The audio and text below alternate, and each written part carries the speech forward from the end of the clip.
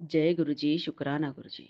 और गुरु जी की सभी प्यारी प्यारी सात संगत को गुरु जी की बेटी शीतल का दिल से जय गुरु जी।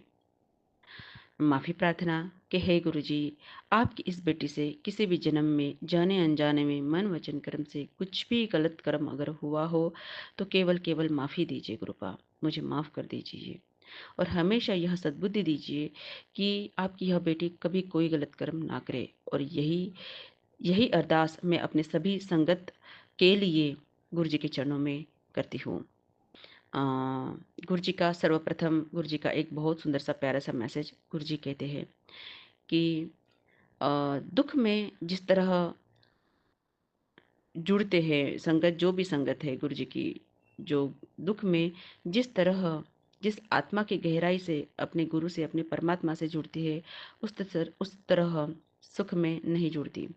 मतलब यही है संगत जी कि सुख जब हमारे जीवन में होता है तब हम अपने परमात्मा को दिल की आत्मा की सॉरी दिल की आत्मा की उस गहराई से नहीं जुड़ पाते जिस गहराई से हम दुख में अपने गुरु को अपने प्रभु को याद करते हैं, उनसे जुड़ते हैं। तो उस दुख का हमेशा शुक्राना अदा करो।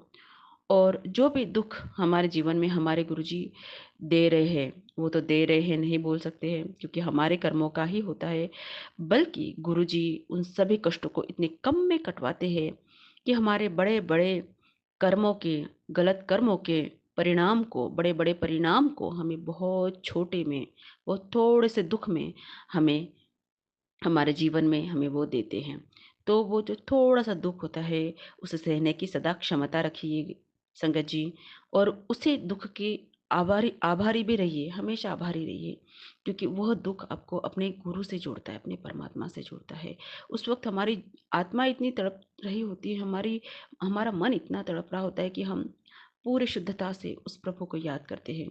पर वो जो एक अनुभव हमें गुरुजी देते हैं, उसका हमेशा शुक्राना अदा करें और उसे हमेशा याद रखिए। उस अनुभव को, उस दुःख भरे अनुभव को कभी भी ना भूलें, क्योंकि वो अनुभव हमें अपने जड़ों से जुड़ाए रखता है। हमें हमें ये वास्तविकता दिखाता है कि हम क्या हैं? हम कुछ भी नहीं हैं, हम मिट्टी हैं, हम राख हैं। जो भी सच है वो सिर्फ़ और सिर्फ़ हमारा गुरु थे, हमारा परमात्मा, बस यही सच है और हमें उनसे ही जुड़ के रहना है।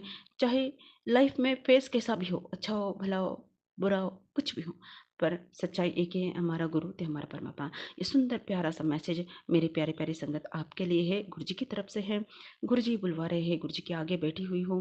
गुरु जी ही मेरी वाणी पर, हम मेरे ज़बान पर विराजमान हैं और उन्हीं ने ये प्यारा-सा मैसेज दिया है। तो करते हैं संगत जी, सत्संग की शुरुआत करते हैं।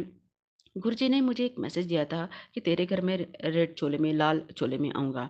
और कल मेरे बेटे की एक छोटी-सी मतलब मेरी बेटी तो 10वीं में है, पर वो जो छोटी संगत जी, वो जो छोटी बच्ची है वो हमारे बिल्डिंग की है और वो बच्ची 5th या 6th में ही है, पर वो मेरी बेटी के साथ बहुत दोस्ताना व्यवहार रखती है। तो वो बेटी, वो छोटी कन्या मेरे घर कल आई थी और वो रेड फ्रॉक पहनी हुई थी। तो मुझे उसे देखते ही बिल्कुल गुरुजी का वो प्यारा-सा मैसेज याद आ गया कि गुरुजी ने कहा था कि मैं तेरे घर रेड चोले में आऊँगा और देखो गुरुजी आ गए मेरे घर। फिर मैंने उस बेटी के साथ बहुत हँसी-मज़ाक किया, ब बातें की, वो बहुत हँसती है मेरे से, जब भी बात करती है मैं उसके साथ बहुत हँसते-खेलते बात करती हूँ। उसे बहुत बच्ची की तरह, उसके साथ मैं भी बच्ची बन जाती हूँ। तो और उसको मैंने चॉकलेट फिर खिलाई अपने हाथों से और वो बेटी थोड़ी देर बैठी, हँसी, खेली मेरी बेटी के साथ और फिर चली गई। मैंने गुरुजी का शुक्राना अदा किया कि हे गुरुजी, आप आए, दर्शन दिए, इस घर को रोशन किया अपने कदमों से। बहुत-बहुत शुक्राना, बहुत-बहुत धन्यवाद आपका आने के लिए और अपने बच्चे से मिलने के लिए, बातें करने के लिए बहुत-बहुत शुक्राना गुरुजी, बहुत धन्यवाद आपका। और एक प्यारा-सा संगत जी, एक सत्संग है मेरा आज ही का है।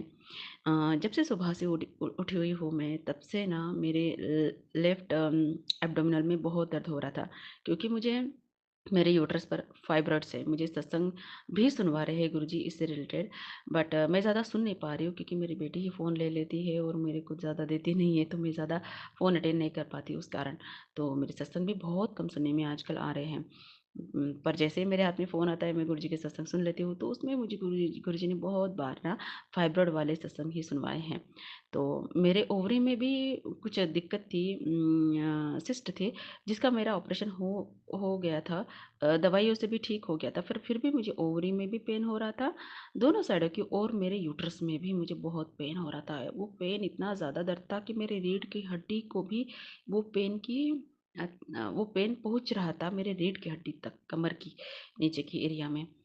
तो बहुत पेन रहा था, बहुत पेन हुआ मुझे सुबह से, 2 ढाई घंटे तक वो पेन रहा मुझे। तो मैं गुरुजी के आगे ही ना, ऐसे मेरा मंदिर है, आगे थोड़ा स्पेस है, तो मैं लेट गई और गुरुजी का स्वरूप मैंने अपने यूट्रस पे रख दिया और गुरुजी के सत्संग सुनने लग गई सुबह-सुबह। तो मैंने गुरुजी को अरदास भी करी, उनका मंत्र जाप भी कर रही थी, सत्संग भी सुन रही थी। पर मेरा जो दर्द था, वो फाइब्रॉइड के कारण है या मेरे ओवरी में क्या दिक्कत आ रही है उसके कारण, मुझे अंदर का कुछ भी ज़्यादा पता नहीं, और मैंने डॉक्टर से भी कंसल्ट नहीं किया, क्योंकि यही आ रहा था मन में कि गुरुजी के पास, मतलब डॉक्टर के पास जाने की ज़रूरत नहीं, गुरुजी है ना, गुरुजी देख लेंगे, गुरुजी देख लेंगे। पर ऐसा नहीं होता है, हमें डॉक्टर के पास भी अपने जो भी हालत है उसे मद्देनज़र रखते हुए डॉक्टर के पास भी जाना चाहिए कभी-कभी, क्योंकि डॉक्टर का काम डॉक्टर करते हैं और गुरुजी का काम गुरुजी करते हैं, इसे तो स्वयं गुरुजी बोलते हैं। तो ये भी बात हमें ध्यान में रखनी चाहिए। पर मेरा रिलेटेड, मैंने डॉक्टर से ट्रीटमेंट ली भी थी पहले, और मेरा ऑपरेशन भी हुआ था, ये भी हुआ था, पर फिर भी मुझे ऐसा दिक्कत हो रहा था। तो मैंने कहा गुरुजी, अब मुझे डॉक्टर के पास मत भेजना, मैं ऑलरेडी बहुत डॉक्टर दवाइयाँ ले चुकी हूँ इन सब रिलेटेड। तो मैंने स्वरूप रखा अपने यूट्रस पे और गुरुजी के सत्संग सुन रही थी और मंत्र जाप कर रही थी, संगत जी, सॉरी। तो पर मुझे कुछ भी परिणाम नहीं हो रहा था, सॉरी।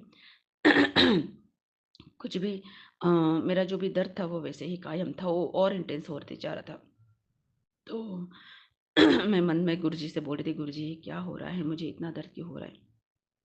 कहीं न कहीं हमें जब दर्द आता है, संगत जी, किसी भी तरह का, चाहे दुःख हो, दर्द हो, पर हमें ऐसे ही कहते हैं गुरुजी कि आप कुछ क्यों नहीं कर रहे हो मेरे लिए, मुझे इतना दर्द क्यों हो रहा है?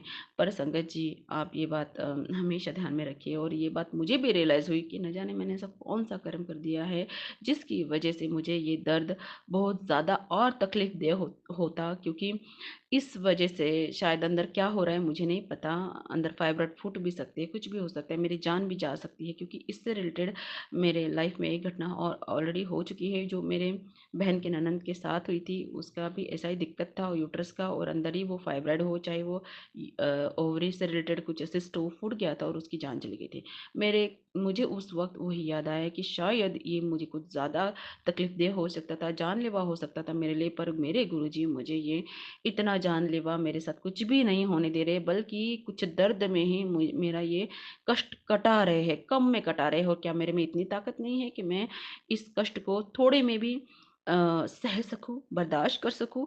हो सकता है मेरा कर्म इतना बुरा रहा हो कि जिसकी वजह से मुझे ये हुआ हो, और मेरे गुरुजी मेरे साथ है, और मुझे ये दिक्कत, ज़्यादा जानलेवा दिक्कत, मेरे को कमती में कटा रहे, थोड़े दर्द में ही कटा रहे, कुछ 2-3 घंटे का दर्द क्या मैं सहन नहीं कर सकती? मैंने मन में ठान लिया कि नहीं, ये करना ही है, सहन करना है, और मैं सत्संग सुन रही थी, गुरुजी की मंत्र जाप करती, गुरुजी आप देख लो, मैंने ऐसे बोला, आपकी जो मर्ज़ी, आप अपने चरणों में लेना चाहे तो बेशक ले सकते हैं, बच्ची आप ही की है। तो बस मैं चुप रह गई, और मैं सत्संग सुनते दीपा जी का एक सत्संग मेरे सामने आ गया और मैं उसे सुनने लग गई। तो वो सत्संग सुनते-सुनते ना मेरे पेट का दर्द हल्का हो गया, मतलब 100% दर्द 50% हो गया।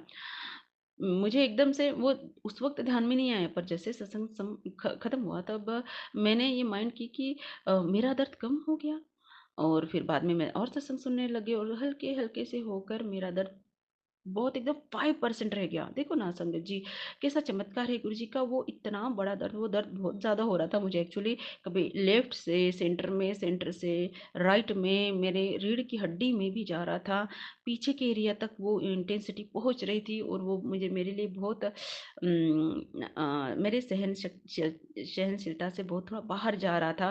मुझे नहीं पता मैं क्या करती, क्योंकि घर में मेरे हस्बैंड भी नहीं थे, और बेटी भी स्कूल नहीं गई थी, सिर्फ़ वही थी, और मेरे हस्बैंड की परीक्षा चल रही है, एग्ज़ाम चल रही है, वो एमए कर रहे हैं उसकी, तो मैं उनको घर में रोक भी नहीं सकती थी, उन्हें बुला भी नहीं सकती थी।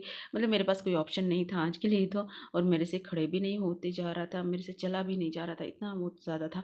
तो गुरु जी का चमत्कार देखिए कि किस तरह से उन्होंने अपनी अपने प्यार से, अपने हीलिंग मुझे देकर मेरा ये कष्ट कटवाया। न जाने क्या होने वाला था, क्योंकि ये बहुत जानलेवा भी होता है ऐसी चीज़ें, ये मुझे अंदर से फीलिंग आ रही थी।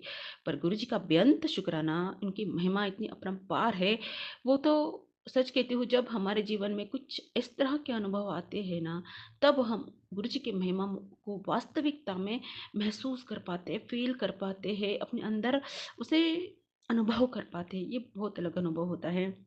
हम सच में उस वक़्त इतने नतमस्तक हो जाते हैं अपने गुरु चरणों में, अपनी आत्मा, मन, तन पूर्णता से, माइंड, बॉडी, सोल हमारा गुरु जी के चरणों में नतमस्तक हो जाता है। उस इंटेंसिटी को हमारी आत्मा फ़ील कर पाती है। गुरु जी ने आज ये अनुभव मुझे दिया, और ये जो भी दर्द दिया, जो कमती में कटवाया मेरे प्रभु ने, मेरे गुरु ने, उसके लिए शुक्राना। ये जो एक अनुभव महसूस मुझे करवाया गुरु जी ने, उसके लिए शुक्राना। जिसके कारण मैं अपने गुरु से, मेरी आत्मा अंदर से जागृत होकर गुरु से प्रेयर करने लगी, उसके लिए शुक्राना। सॉरी संगत जी, बहुत बहुत शुक्राना, बहुत बहुत शुक्राना हमारे प्यारे गुरु जी का। तो कितना भी शुक्राना अदा करे किया जाए वो बहुत कम है, बहुत कम है संगत जी। सच में गुरु जी है, माना हम उन्हें देख नहीं सकते, पर वो जिस तरह से आकर मिरेकल कर देते हैं, अपनी महिमा की बरसात हमारे ऊपर करते हैं, वो वो वर्णनीय बिल्कुल भी नहीं है, अवर्णनीय है। बिल्कुल भी हम उसे अपने शब्दों में कतई वर्णन नहीं कर सकते हैं। बस हम उसे अपनी आत्मा की गहराई से फ़ील कर सकते हैं कि हमारे साथ क्या हुआ और क्या होने वाला था, है ना? कुछ भी अनहोनी जो घटने वाली थी, वो गुरुजी किस तरह से मोड़ देते हैं। गुरुजी का बेअंत शुक्राना, बेअंत शुक्राना।